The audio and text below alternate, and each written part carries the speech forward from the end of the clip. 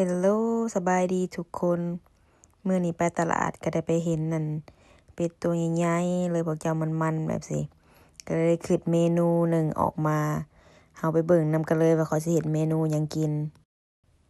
หลังจากข้อยตัดเป็ดแล้วเรียบร้อยเบิดแล้วก็ตำมันหัวผักบัวแดงกับหมักเพชรใส่ลงไปในหม้อแล้วก็สิมีใบขี้หูดกับหัวสิงไคเปิดไฟขึ้นแล้วก็ใส่ปลาแดกลงไปจักหน่อยหนึ่งแล้วก็ใส่ผงนัวลงไปไผมักหลายก็ใส่หลายแล้วเฮาก็สิคั่วทุกอย่างให้มันเข้ากันให้มันหอมเลยมาฮอดขั้นตอนนี้พ่อแม่พี่น้องฮู้แล้วบ่ว่าข้อยเฮ็ดเมนูหยังกินหลังจากคั่วไปได้ระยะหนึ่งทุกอย่างก็หอมเข้ากันดีแล้วเฮาก็เติมน้ำจักหน่อยหนึ่งพวกเจ้าบ่ต้องใส่หลายเด้อเพราะว่าอย่ามันบ่นัวหั่นน่ะ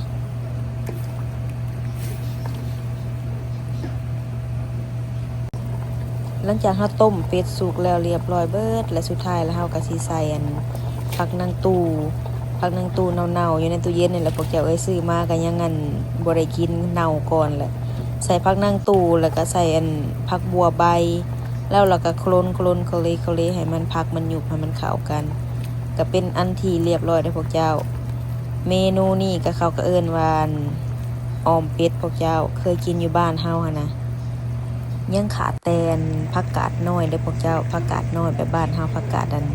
กินกับลาบมานะเฮามาใส่กับออมเป็ดนี่เข้ากันข้อยหาบ่มีผักกาดตัวนั้นมีแต่ใบอีตู่ก็ถือว่าโชคดีแหละพวกเจ้ามาแซ่บๆนำกันบ๊ายบาย